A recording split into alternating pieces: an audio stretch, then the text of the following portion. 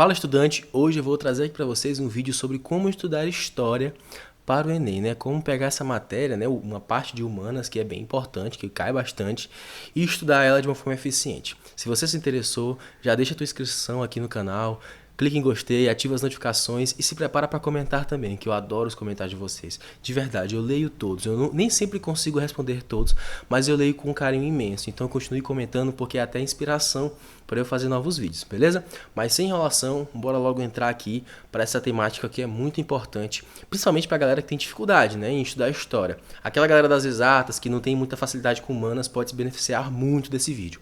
Por que eu estou falando isso inicialmente? Porque sempre a melhor forma de estudo, a melhor forma que existe do estudo, o melhor método, é aquele que funciona para você. Então, se você já está tendo resultado com o teu estudo em humanas, em história especificamente, esse vídeo não é necessariamente para te ajudar, mas para completar uma coisa ou outra, enfim, é uma sugestão. Na época que eu estudei humanas, que eu estudei história, isso me ajudou bastante. Então aqui eu vou separar em 3 tópicos interessantíssimos para você ter uma visão muito boa e estudar com muito mais eficiência a parte de história, beleza? Primeira dica é que você precisa ter uma visão global. Nós sabemos que a história é dividida em história geral e história do Brasil. E essa visão global é justamente para você pegar o comecinho do estudo de história, onde a gente sabe que existe a pré-história, a idade antiga, a média, a moderna, a contemporânea. Ter essa noção que existem essas idades e o marco de cada uma delas vai te fazer ter uma noção geral. E aí, colocar diante dessa visão global uma linha do tempo. Ou seja, essa é a segunda parte. Coloca uma linha do tempo em relação a tudo que está acontecendo. É muito importante que você tenha noção, para que você não ache que uma coisa aconteceu antes de outra coisa. E essas eras, elas fazem uma complementação muito direta, por exemplo, para complementar essa linha do tempo quando você pensa em história do Brasil. E aí, quando você está lá estudando história do Brasil, a gente sabe que prioritariamente de 1500 para frente, ou seja, na história geral é um pedacinho bem pequenininho, e aí você tem que colocar a história do Brasil nessa linha do tempo também, tendo visão completamente proporcional em relação a isso. Nós sabemos que a prova do Enem ela gosta muito da história do Brasil, então você tem que saber os períodos específicos. Então, pensando aí na história do Brasil em si, você também tem que saber diferenciar o que foi o período regencial, o que foi o período onde teve, por exemplo, a parte de reinado, o que teve de república, saber a diferenciação do que é reinado, o que é república, né? A monarquia, o que é a república, enfim, o que é federação. Essas coisas te ajudam a dividir mais a história, tirar a República Velha, identificar o que é a República Velha, identificar o que é a República, vamos dizer assim, depois da República Velha, que pode ser interpretada como República Nova, enfim, tem as vertentes. E aí saber diferenciar, colocar isso em tempos específicos na linha do tempo, vai te ajudar a ter uma visão muito importante. Beleza? Já falei da visão global, falei da linha do tempo e agora vem a terceira dica e muito importante.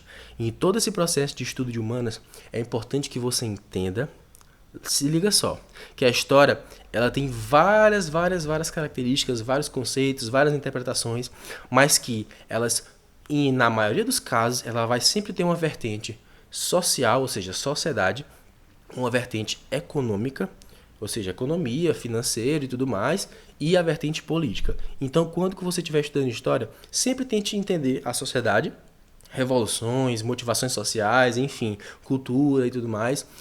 Tente entender economia, como é o crescimento, o que move a economia naquele momento, qual a relação que isso tem com a sociedade e a política. Nós sabemos que sociedade, economia e política elas estão se misturando muito na história, até porque quem consegue muito destaque financeiro, né, econômico, acaba querendo mais poder na história.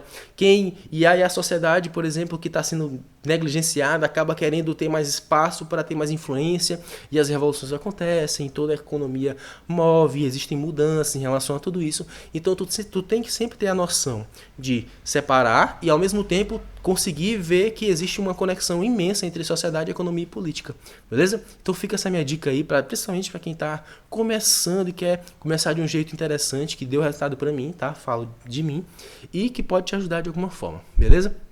Se você é o cara das humanas e também tem uma dica importante, por exemplo, não, eu gosto muito de leitura, eu gosto muito de debater sobre história, eu gosto muito de pegar textos mais completos. Se você tem indicações de vídeos, deixa aqui um vídeo muito interessante que eu gosto muito, que me deu uma visão muito ampla sobre a história do Brasil especificamente foi tanto o vídeo do Castanhari, onde ele faz a história do Brasil em 1 hora, quanto o vídeo do Boris Fausto. O do Boris já é um vídeo de 3 horas, então se você quiser aprofundar, fazer uma maratona aí, seriam 3 episódios de uma série que você gosta, vale muito a pena. Enfim, essa é a minha dica para você melhorar o estudo de história.